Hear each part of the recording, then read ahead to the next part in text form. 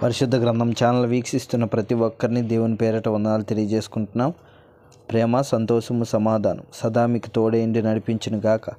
నిన్నటి దినాన యెషయా గ్రంథం 64వ అధ్యాయం చదువుకున్నాం. ఈరోజు యెషయా గ్రంథం 65వ అధ్యాయం చదువుకుందాం. నా యొద్ద విచారణ చెయ్యని వారిని నా దర్శనమునకు రానిచ్చితిని. నన్ను వెతకని వారికి నేను దొరికితిని. నేనున్నాను, ఇదిగో నేనున్నాను అని నా పేరు పెట్టబడని జనముతో చెప్పుచున్నాను. తమ ఆలోచనలు అనుసరించి చెడు మార్గమును నడుచుకొనుచు లోబడినొల్లని ప్రజల వైపు దినమంతయు నా చేతులు చాపుచున్నాను. వారు తోటలో బల్యార్పణమును అర్పించుచు ఇటికల మీద ధూపం వేయుదురు. నా భయము లేక నాకు నిత్యము కోపము కలగచేయుచున్నారు. వారి సమాధిలో కూర్చుండుచు రహస్య స్థలములలో ప్రవేశించుచు పంది మాంసము తినుచుందురు. అపహాస్య పాకములు వారి పాత్రలో ఉన్నవి.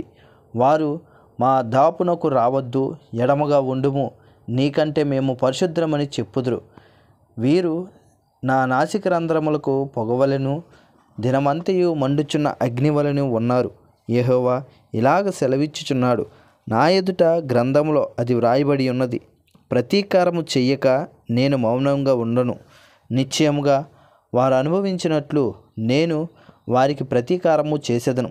నిశ్చయముగా మీ దోషములను బట్టి, మీ పితరుల దోషములను బట్టి, అనగా పర్వతముల మీద ఈ జనులు ధూపం వేసిన దానిని బట్టి, కొండల మీద నన్ను దూషించు దాన్ని బట్టి, మెట్ట మొదట వారి ఒడిలోనే వారికి ప్రతీకారము కొలిసి పోయిదును. యెహోవా ఇలాగా సెలవిచ్చుచున్నాడు, ద్రాక్ష గెలలలో క్రొత్త రసము కనబడినప్పుడు జనులు ఇది దీవెనకరమైనదని దాన్ని కొట్టివేయకము అని చెప్పుదురు కదా. నా సేవకులనందరినీ నేను నశింపజేయకుండినట్లు వారిని బట్టి నేను ఇలాగా చేసేదను. యాకోబు నుండి సంతానమును, యోధా నుండి నా పర్వతములను స్వాధీనపరచుకొని వారిని పుట్టించెదను. నేను ఏర్పరచుకొని వారు దాన్ని స్వాతంత్రించుకొందురు. నా సేవకులు అక్కడ నివసించెదరు.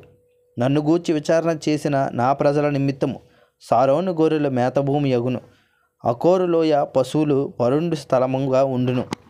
యెహోవాను విసర్జించి నా పరిశుద్ధ పర్వతమును మరిచి గాదునకు బల్లను సిద్ధపరచేవారలారా, అదృష్ట దేవికి పానీయార్పణమును అర్పించేవారలారా, నేను పిలవగా మీరు ఉత్తరమియ్యలేదు, నేను మాట్లాడగా మీరు ఆలకింపక నా దృష్టికి చెడ్డదానినే దాన్ని చేసితిరి, నాకిష్టము కాని దాన్ని కోరితిరి. నేను ఖడ్గమును మీకు అదృష్టముగా నియమించుదును, మీరందరూ వదకు లోనొగుదురు. కావున ప్రభువగు యెహోవా ఇలాగ సెలవిచ్చుచున్నాడు, ఆలకించుడి. నా సేవకులు భోజనము చేయుదురు గాని మీరు ఆకలి కొనెదరు. నా సేవకులు పానము చేసెదరు గాని మీరు దప్పికొనెదరు. నా సేవకులు సంతోషించెదరు గాని మీరు సిగ్గుపడెదరు.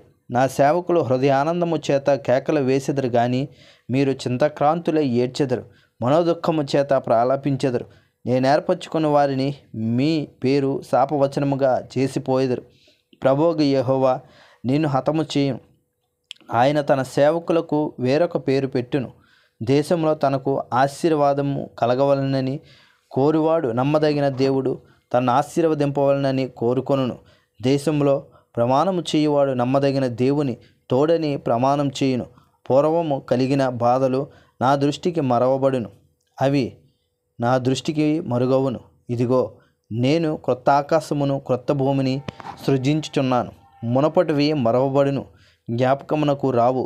నేను సృజించుచున్న దాన్ని గూర్చి మీరు ఎల్లప్పుడూ హర్షించి ఆనందించుడి. నిశ్చయముగా నేను యెరూషలేమును ఆనందకరమైన స్థలముగాను ఆమె ప్రజలను హర్షించు వారిని గాను సృజించుచున్నాను. నేను యెరూషలేమును గూర్చి ఆనందించెదను, నా జనులను గూర్చి హర్షించెదను. రోదన ధ్వనియు విలాపధ్వనియు దానిలో ఇకను వినబడవు. అక్కడ ఇకను కొద్ది దినములే బ్రతుకు శిశువులుండరు, కాలము నిండని ముసలివారుండరు. బాలురు 100 సంవత్సరముల వయసు గలవారై చనిపోవుదురు.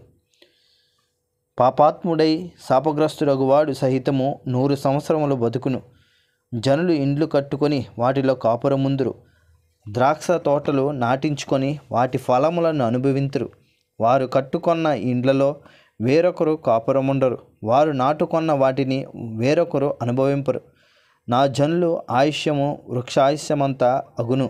నేను ఏర్పరచుకుని వారును తాము చేసుకుని దాని ఫలమును పూర్తిగా అనుభవింతురు. వారు వృధాగా ప్రయాసపడరు. అకస్మాత్తుగా కలుగు అపాయము నొందుటికై పిల్లలను కన్నరు. యెహోవా చేత ఆశీర్వదింపబడిన వారు అగుదురు. వారి సంతానపు వారి యొద్దనే ఉందురు. వారికి ఇలాగన జరుగును. వారు వేడుకొనక మునుపు నేను ఉత్తరమిచ్చేదను. వారు మనవి చేయుచుండగా నేను ఆలకించేదను. తోడేళ్లను గొర్రె పిల్లలను కలిసి మెయ్యును. సింహము ఎద్దువలే గడ్డి తినును. సర్పమునకు మన్ను ఆహారమగును. నా పరిశుద్ధ పర్వతములో అవి హాని అయినను నాశనమైనను చేయకుండును అని యెహోవా సెలవిచ్చుచున్నాడు. ఇంతటితో యెషయా గ్రంథం 65వ అధ్యాయం పూర్తయింది. రేపటి దినాన యెషయా గ్రంథం 66వ అధ్యాయం చదువుకుందాం. ప్రేమ, సంతోషము, సమాధానం సదా మీకు తోడేండు నడిపించును గాక. ఆమెన్.